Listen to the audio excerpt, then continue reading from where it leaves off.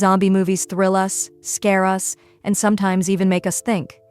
In this video, we're sharing 7 must-watch, high-rated zombie films. If you enjoy curated movie lists like this, make sure to subscribe and help us reach 1,000 subscribers. Your support means everything as we grow. 28 days later.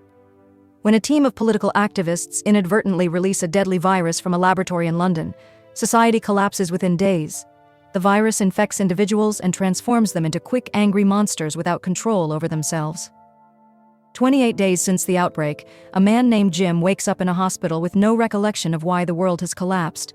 He walks across an unsettlingly empty city, then discovers that the world as he knows it no longer exists. Throughout, he is accompanied by other survivors struggling to stay alive, not just against the infected, but also against some other humans who have lost their morality. Filmed by Danny Boyle, this film became a game-changer in the zombie genre with its visceral energy, gritty realism, and terrifyingly swift zombies. The haunting atmosphere, sparse score, and emotional resonance make it unforgettable. 28 Days Later is not merely a survival film, it's about what occurs with humanity when society breaks down. Train to Busan. This thriller from South Korea blends zombie action with heartfelt drama. The movie concerns a father and his preteen daughter who take a high-speed train from Seoul to Busan. As the train pulls out, a viral attack starts to transform passengers into flesh-eating zombies in seconds. As the virus travels from car to car, the survivors must struggle through the train to safety. But it's not just the dead that pose a threat. Fear, selfishness, and desperation also simmer among the living. Train to Busan's power is its rich emotional core.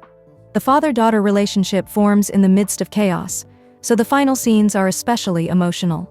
With non-stop tension, clever action sequences, and strong social commentary, the film has become a standout in the zombie genre. It's gripping, heartbreaking, and surprisingly human, proof that great horror can also move you.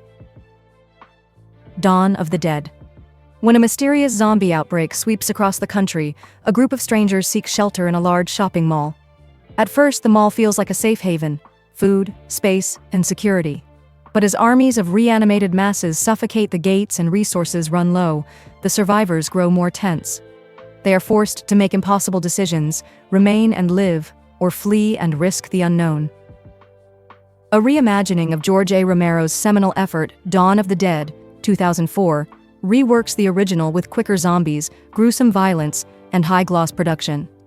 The film doesn't just deliver gore and suspense, it also reflects on consumerism, survival, and conflict in human beings. With an excellent ensemble cast and relentless pace, it's one of the smartest and most compelling zombie films of the 2000s. The first scene is enough to hook any audience: unforgettable, brutal, and cool. Shaun of the Dead. Blending zombie horror and British sensibility, Shaun of the Dead is a dark and humorous deconstruction of the genre. Shaun is a slacker 30-something stuck in a monotonous routine until the zombie apocalypse descends upon his street. At first, he barely notices that anything's out of the ordinary, but when it finally registers, he sets out on a mission: rescue his mom, win back his girlfriend, and survive by holing up in his favorite pub. The film satirizes zombie traditions without compromising actual tension and emotional moments. It's riddled with witty one-liners, biting social commentary, and fresh action sequences. Most zombie films do not cash in on non-stop gore like this one, however. Its strength is its smart screenplay and endearing characters. Directed by Edgar Wright and featuring Simon Pegg, Shaun of the Dead is both a love letter and a send-up to zombie films. It's both funny and seriously intense. World War Z. In World War Z, a killing virus sweeps around the globe with unbelievable speed, killing humans and turning them into vicious, nimble zombies. Jerry Lane, an old UN investigator, is recalled service to learn where the outbreak began and, hopefully, destroy it before humanity implodes.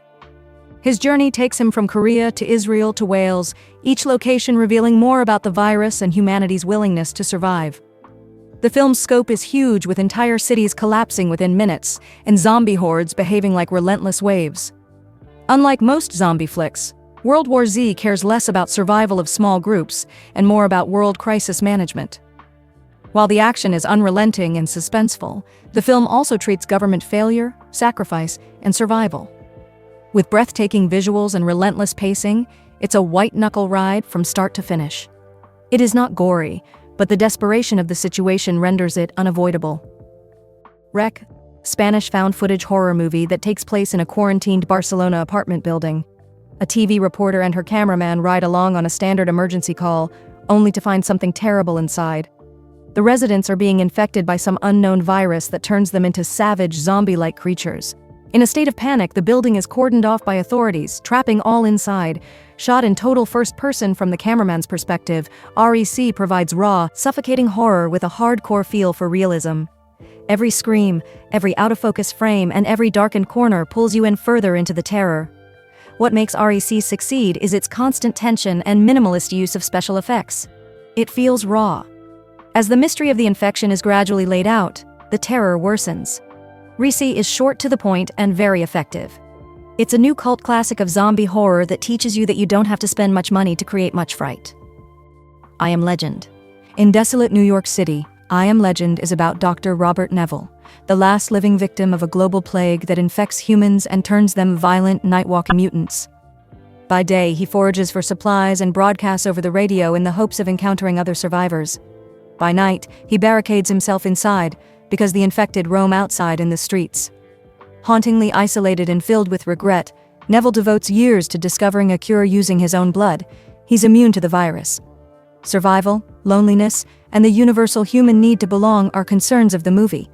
The film introduces emotional depth to the devastated wasteland with Will Smith's powerful performance. The monsters aren't conventional zombies, but they behave like them, quick, deadly, and relentless. The barren landscapes and crushing silence create a haunting atmosphere.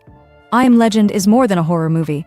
It's a tale of hope, sacrifice, and what it feels like to be really alone in a decaying world.